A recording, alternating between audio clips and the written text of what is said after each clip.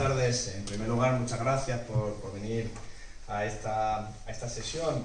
Yo creo que estando en pre-campaña lo que tiene que servir es sobre todo para, más allá de pedir el voto, para que podamos hacer una reflexión sobre el asunto que nos concierne hoy aquí, que es, sin embargo, un asunto significativo, simbólico, bastante representativo de lo que es lo que nos jugamos en estas elecciones, como muy bien ha dicho Fran. Yo creo que estamos en unas elecciones que junto con las que hemos vivido en los últimos años y quizás un par de años más tarde, también depende de lo que salga del resultado, son las que van a definir cómo es la España del futuro. Y con eso no me refiero solo a los próximos años, sino a las próximas décadas incluso. Estamos viendo cómo nuestras condiciones de vida cambian de forma absolutamente radical y cómo se normaliza esa situación, ¿no? En este momento hay un 42% de los jóvenes en Andalucía que viven con sus padres, y es una situación que se ha agravado en los últimos años. Este porcentaje era del 35% hace apenas unos 5 años. Un porcentaje también muy elevado, pero el problema es que se está empeorando esa circunstancia. Y esa circunstancia tiene que ver con los precios del alquiler, tiene que ver con los precios de la vivienda en general, tiene que ver con los salarios de miseria, tiene que ver con los contratos que se están produciendo.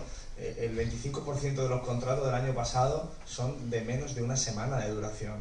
Entonces, al final, la gente que tiene un contrato de una semana de duración, en el mejor de los casos, en ese caso, porque hay contratos por horas también, tienen enormes dificultades para tomar decisiones vitales como emanciparte de la vivienda familiar o formar una familia o cualquier otra circunstancia de esa naturaleza, ¿no?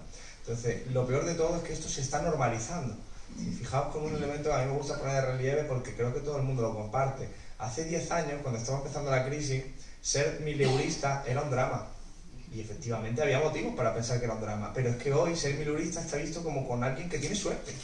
Y esto es lamentable porque sigue siendo un drama. Porque aún así no llegas a final de mes. No puedes llegar a final de mes con una factura de luz que se eleva a niveles insospechados, con unos precios de alquiler desorbitados, con unos salarios de miseria que evidentemente pues no permiten, lo dicen las propias estadísticas, la mitad de las familias andaluzas no puede hacer frente a gastos extraordinarios, como por ejemplo, si se te rompe la lavadora y tienes que sustituirla, la mitad de las familias andaluzas dicen que no pueden, que no lo tienen previsto, que no pueden hacerlo, porque evidentemente la gente va al límite con los salarios que existen. Entonces, lo que se está produciendo es un cambio de modo de vivir, y que las conquistas, lo decía Fran, ¿no?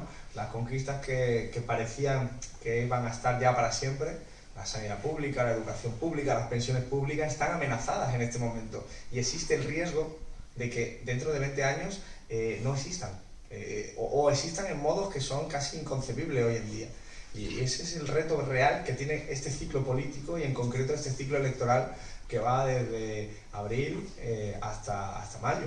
Y efectivamente implica la necesidad de hacer una reflexión con nuestros conciudadanos, con nuestros familiares, con nuestros amigos y decirles, oye señores y señoras, los votos van a favorecer que vayamos en una dirección o en otra, y una de las direcciones es totalmente perversa para las familias trabajadoras que dependemos de lo público, porque al final los ricos pueden permitirse ir a la sanidad privada, pueden permitirse mandar a sus hijos a la universidad privada, pueden permitirse tener ahorros suficientes para garantizarse una jubilación en condiciones dignas, pero eso no ocurre con las familias trabajadoras. Muchos de nosotros no hubiéramos podido ir a la universidad si no llega a ser pública, por ejemplo. Esto es lo que nos estamos jugando realmente. Y la gente no debería dar por hecho que el hecho de que hoy exista sanidad pública significa que dentro de 20 años va a seguir existiendo. No, eso depende de una batalla política que se está disputando también en el día de hoy, ¿no? Hemos visto al Partido Popular en estas últimas semanas decir de forma quizá honesta por primera vez en mucho tiempo que la cuestión es cuánto se recorta en las pensiones, porque su objetivo es ir sustituyendo lo público por lo privado, y evidentemente ellos no son tan torpes como para hacerlo de forma inmediata o radical, porque afortunadamente en nuestro país el sistema público cuenta con muchos adeptos. Probablemente si salimos a la calle y le preguntamos a la gente, ¿tú estás a favor de la sanidad pública? Te va a decir que sí. Entonces, han trabajado muy bien fórmulas más sutiles de privatización, las externalizaciones, las subcontrataciones, las derivaciones. Esto lo hemos visto muy bien en las últimas semanas en Andalucía, desgraciadamente lo hemos visto aquí, con la reforma que hicieron las tres derechas de un plan de sanidad que consistía en derivar el 30% de los pacientes a la privada, pero dándole el 60% del presupuesto. Por lo tanto, lo que provocaba era un encarecimiento de la sanidad que vamos a pagar a través de impuestos, un empeoramiento de la calidad de los servicios, porque el presupuesto se está destinando mayoritariamente a lo privado en vez de a lo público, y al mismo tiempo, eso sí, un enriquecimiento de empresas privadas de la sanidad, que son las que están ahí chupando del bote. Y ese modelo lo hemos visto en Madrid antes, lo hemos visto en otros lugares. Entonces, ese es el proceso de privatización parcial, progresiva, que se está haciendo. Lo hemos visto en la educación durante mucho tiempo. Gobiernos de derecha y también gobiernos del Partido Socialista, que lo que han hecho ha sido dejar de financiar, como se merece, la educación pública y favorecer que surgieran escuelas y centros privados de educación. De tal manera que al final empujaban a la gente hacia lo privado, pero a aquella gente que pudiera pagarlo, tanto la concertada como lo privado. Entonces, ese modelo es el que está dentro del ámbito de las pensiones. Y fijaros, el sistema público de pensiones español es muy bueno. Es así, reconocido internacionalmente, como también sucede con la sanidad pública, por ejemplo. Pero es un sistema de reparto, es un sistema que, como todo el mundo sabe, tiene que ver con que las pensiones de los jubilados de hoy, de los pensionistas de hoy, las pagan los que están trabajando también hoy. Y por lo tanto, las pensiones de los jubilados de mañana serán pagadas por los trabajos y las cotizaciones de los trabajadores de mañana. Es un sistema de reparto, es un sistema de alianza intergeneracional, por decirlo de alguna manera, que rivaliza con un modelo alternativo que es el llamado modelo de capitalización, que es un modelo que llaman a veces planes de pensiones privados. Pero ese modelo de planes de pensiones privados, ese concepto, ese nombre, es falso, es tramposo. Los planes de privado de pensiones no son pensiones, ni siquiera podríamos decir que sean unos planes en el sentido estricto de la palabra.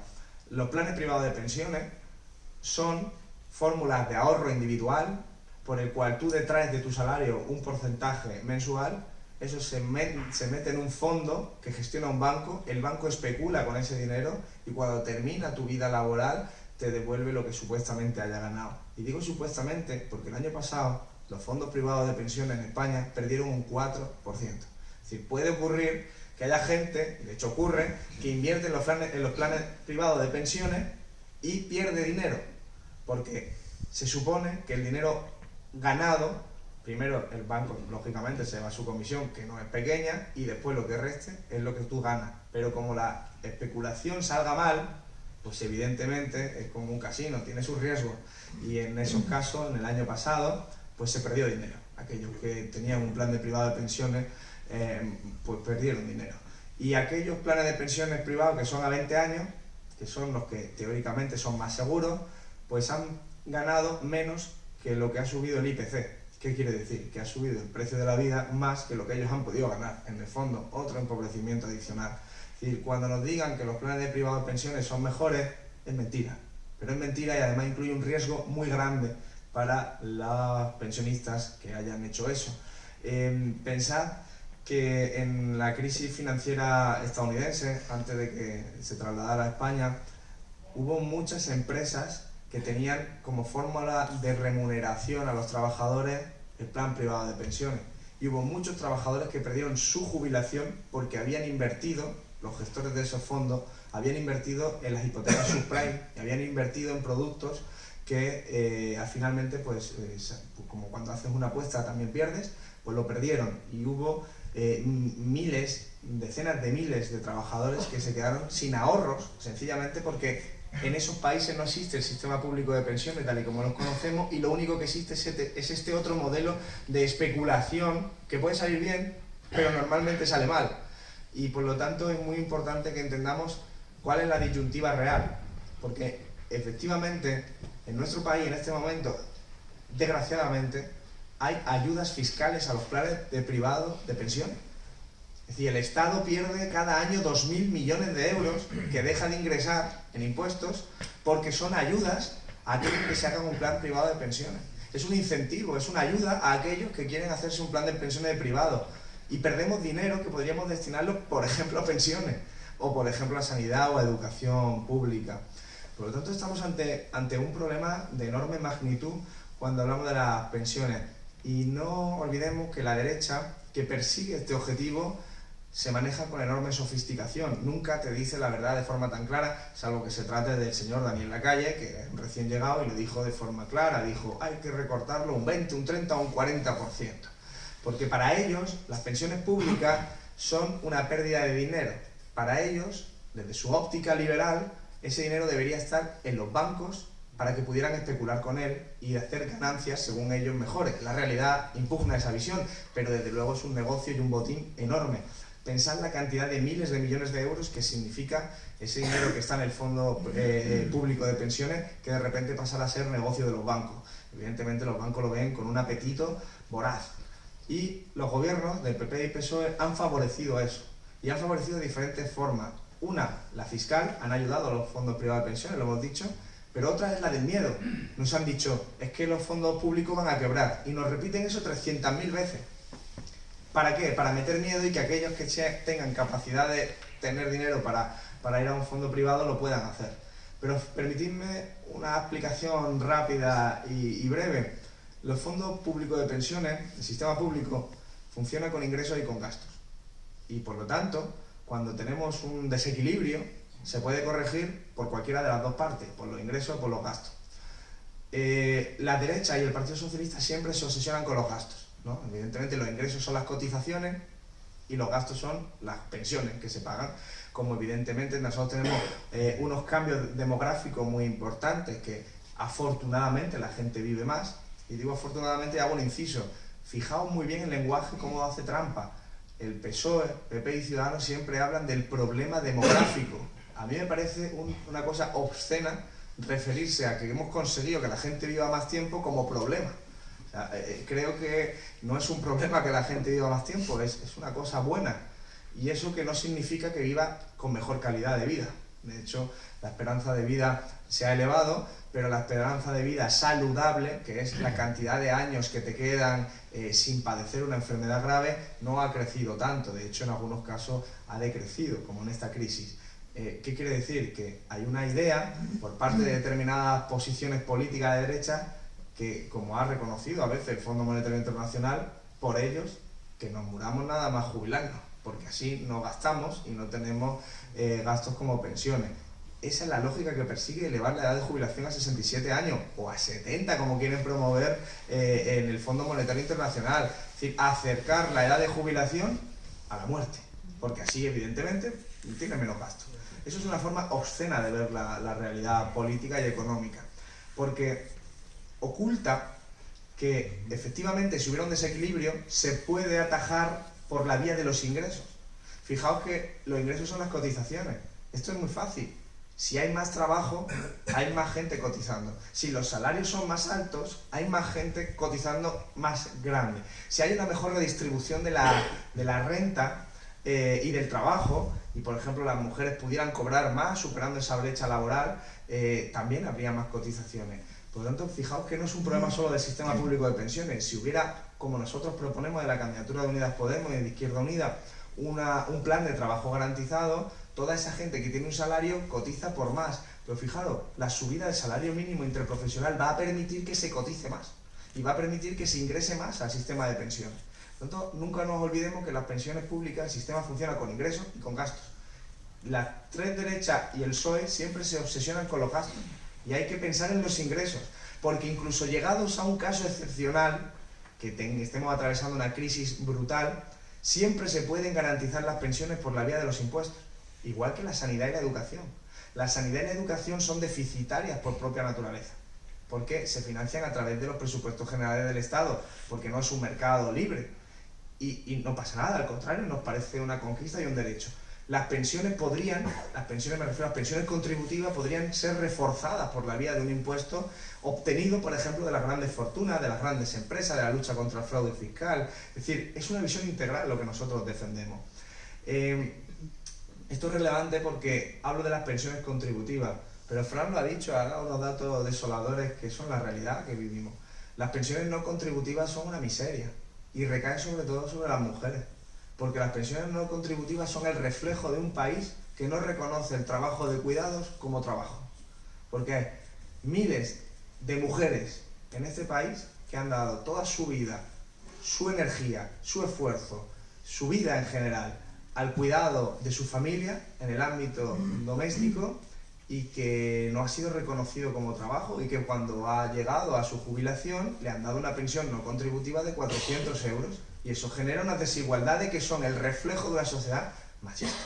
Una sociedad machista que no reparte los cuidados y que hace recaer sobre las mujeres la mayor parte de esos cuidados y evidentemente sin reconocerlos como trabajo y por lo tanto sin esa recompensa posterior que es el correlato, ¿no? El derecho garantizado que son las pensiones.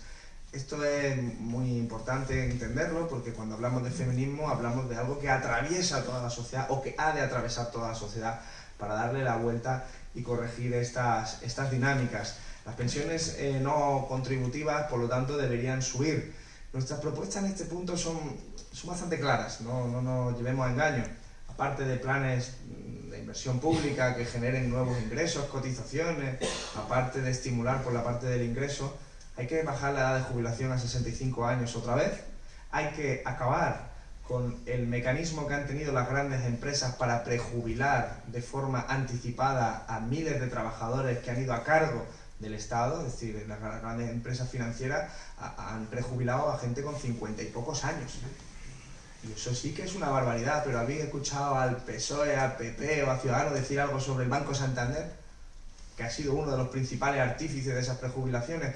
No han dicho nada, al contrario, esas prejubilaciones se han hecho con apoyo del Estado, con apoyo de los diferentes gobiernos. Es una barbaridad, hablando de empresas que tienen miles de millones de beneficios. O sea, Ana Patricia Botín cobra 29.000 euros al día. Estamos hablando de un reflejo bastante claro de la desigualdad de clase en nuestro país. Esas entidades, esos directivos enriquecidos, millonarios, son responsables de mandar a la prejubilación a gente con 50 y pocos años, con indemnizaciones brutales que van a cargo de nuestras comisiones bancarias, para que no entendamos, y por lo tanto hay un círculo de explotación financiera terrible. Y no han dicho nada ni el PP, ni el PSOE, ni Ciudadanos, no han dicho nada, vamos, lo mismo que han dicho de la cloaca del Estado, nada. Hay un interés claro ahí en no tocar a los privilegiados de verdad, porque cobrar las pensiones que se están cobrando, los datos que ha dado Fran, no es un privilegio, son derechos. Y eso es importante también que lo tengamos presente. Las pensiones no son una cosa caída del cielo, es lo que hemos generado mientras hemos trabajado. Por lo tanto, es parte de nuestro salario. Y cuando se recortan las pensiones, nos están recortando los salarios. El problema que tenemos es que en nuestro país, para empezar, los pensionistas en general, supongo que no los que estáis aquí, pero los pensionistas en general suelen ser bastante conservadores y votan bastante al Partido Popular. Y hay que hacer una pedagogía muy notable para conseguir que se den cuenta realmente de lo que está pasando. Cuando el Partido Popular hizo la reforma de las pensiones, y la última de ellas, y hizo que subieran las pensiones un 0,25, lo que estaba diciendo es, te subo la pensión un 0,25, pero si el precio de la vida te sube un 2%, pues evidentemente te vas a empobrecer. Pero como te decía que había subido un 0,25, la gente creyó que le subían las pensiones. Y es mentira, porque si la vida nos sube un 3, un 4%, si la factura de la luz nos sube un 5% como en el último mes, y las pensiones nos suben un 0,25, pues te estás empobreciendo por la diferencia. Y eso es lo que está pasando en nuestro país. La factura de la luz ha subido, tengo aquí el dato, un 78% en los últimos 15 años. ¿Cuánto han subido los salarios en los últimos 15 años? Para mucha gente los salarios, de hecho, han caído. Por lo tanto, el precio de la vida se ha multiplicado en dimensiones inconmensurables y en cambio los salarios, los ingresos de las familias, las pensiones, pues no han crecido, incluso en muchos casos han decrecido. Eso es el contraste de los salarios, como que decía antes de Ana Patricia Botín. O del número 2 del BBVA, que se jubiló hace 3 años y se puso a él mismo una pensión de 4.500 euros al día. Una entidad que hace estudios continuamente proponiendo la privatización del sistema público de pensiones. La misma gente que dice que las pensiones son demasiado generosas en España. Un tío que gana 4.500 euros al día, de pensión. No está nada mal, ¿no? Creo que todas estas cuestiones tenemos que trasladarlas fuera. Nuestra propuesta es clara. Revalorización de las pensiones a nivel del IPC. Si el precio de la vida sube X, las pensiones y los salarios tienen que subir X, como mínimo. Porque es una cuestión económica, es una cuestión de distribución. Si sube menos de X, nos estamos empobreciendo. Pero ojo, eso significa que hay alguien que se está enriqueciendo, ¿eh? Esto siempre cuadra y esos son los beneficios empresariales que se multiplican en los últimos años. Y permítame que diga algo más sobre las pensiones privadas. Es muy perverso. es muy perverso. Os lo he dicho antes que los trabajadores estadounidenses, cuando invertían en su fondo privado de pensiones, que es el único sistema que existe en Estados Unidos, el de capitalización, que fue además experimentado por Pinochet en Chile, que fue puesto allí de una forma terrible, aprovechando la dictadura, hacen que los salarios de los trabajadores se les puedan volver en su contra. Porque esos fondos de inversión luego van a especular. Y especulan no solo en el mercado financiero y estas cosas abstractas que no da tiempo a abundar sobre ellas, sino que muchas veces especulan en la propia economía real. Hay fondos que a veces se llaman fondos de capital riesgo, y son fondos que se arriesgan mucho. Y cuanto más se arriesga, más rentabilidad tiene. También te la juegan más, pero más rentabilidad tiene. Entonces los fondos de inversión hay algunos de pensiones, hay algunos que operan de esa manera, ¿no? Y hay casos en Estados Unidos donde trabajadores han invertido su dinero en los planes de pensiones privados, en un fondo. Ese fondo ha especulado comprando la empresa de esos trabajadores y haciendo un ERE a esos trabajadores para ganar más dinero. Entonces de repente te puedes encontrar con que tu propia empresa, es decir, tu propia empresa te ha despedido y no ha sido un jefe de carne y hueso, sino un fondo privado de pensiones que está manejando tu dinero. Entonces nunca olvidemos que un fondo privado de pensiones usa el dinero y lo mueve. Pero cuando se dice lo mueve, no es cualquier cosa, lo mueve, especula con algo. Hay muchos fondos de privado de pensiones ahora mismo en Europa especulando con la vivienda. Compran viviendas enteras, edificios enteros, los reestructuran, suben los precios del alquiler, expulsan a todos los que están viviendo allí y tratan de venderlo más caro. Lo hemos visto con los llamados fondos buitres, que funcionan igual. Y podéis decir, bueno, y estos ejemplos de Estados Unidos, los compañeros del metro de Sevilla están sufriendo las consecuencias laborales con ERES en las subcontratas y en las externalizaciones. ¿Y sabéis quién es el propietario del metro de Sevilla ahora? Es un fondo de inversión de Holanda, del Reino Unido y de otro país más que no me acuerdo. Es un fondo de inversión, de pensiones, perdón. Es un fondo de pensiones, o sea, el propietario del metro es un fondo de pensiones. Es el dinero de muchos jubilados o de trabajadores que se piensan jubilar de otros países. Trabajadores contra trabajadores, porque han comprado el metro para especular con él. Y especular en un sentido fácil. Compran la empresa, rebajan los estándares laborales, rebajan los estándares medioambientales, te cargas a todos los comités de empresa, aprovechando las reformas laborales y demás, y después ya lo vuelves a vender más caro. Y así has ganado dinero. Y eso es el dinero que le permite a unos trabajadores tener un fondo privado de pensiones. Por eso es tan perverso los fondos privados de pensiones, porque se llaman de una forma que no corresponde a la realidad. Son fórmulas de ahorro y de especulación. Y termino con una idea. Hoy se ha votado en el Parlamento Europeo un programa para promover los planes privados de pensiones en Europa. Ha votado a favor el PP y Ciudadanos. Y el PSOE se ha abstenido. Si el PSOE, con toda esa proclama de defensa de lo público, se ha abstenido ante el avance de este tipo de modelo de negocio.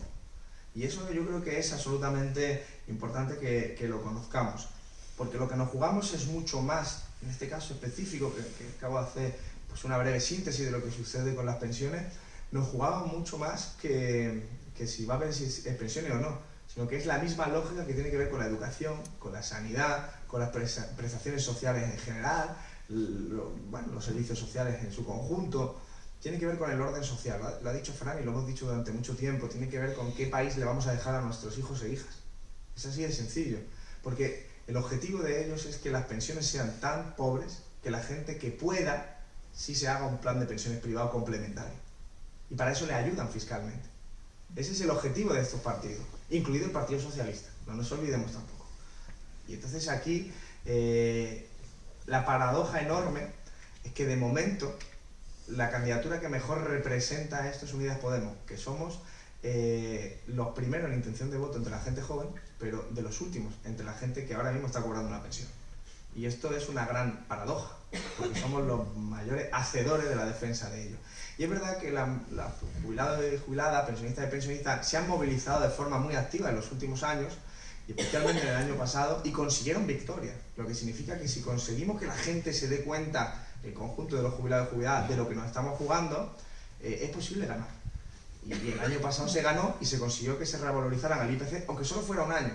Nosotros nuestra propuesta es que sea por ley, para que año tras año funcione.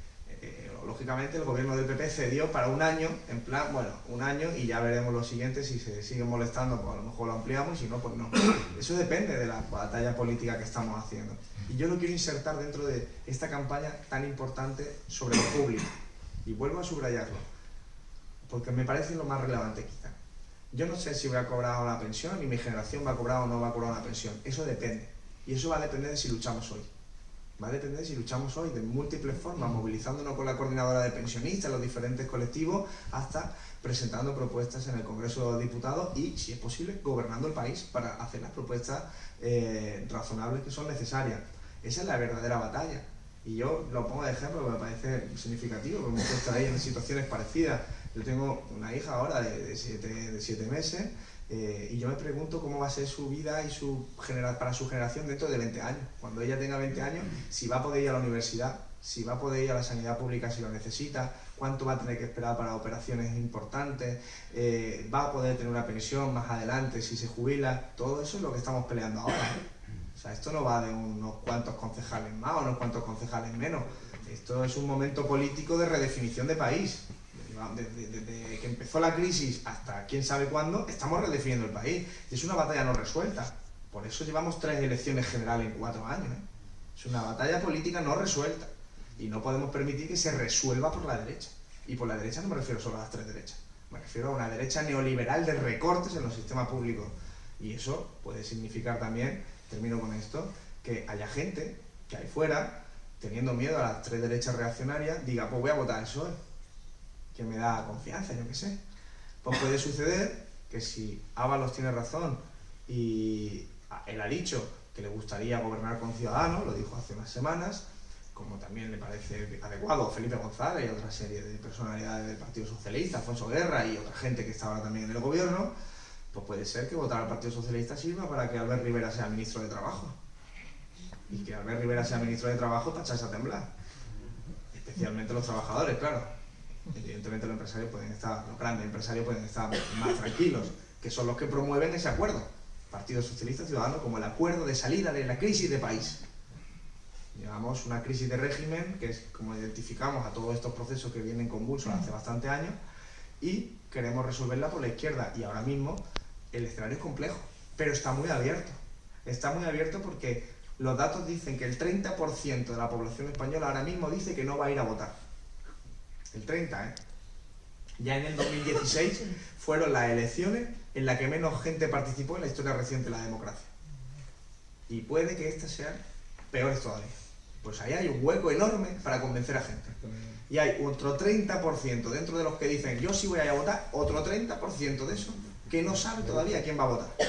Y puede que lo decida el día de depositar la papeleta en la urna. Y puede que lo decida la última semana. Cada vez más gente la que lo decide al final.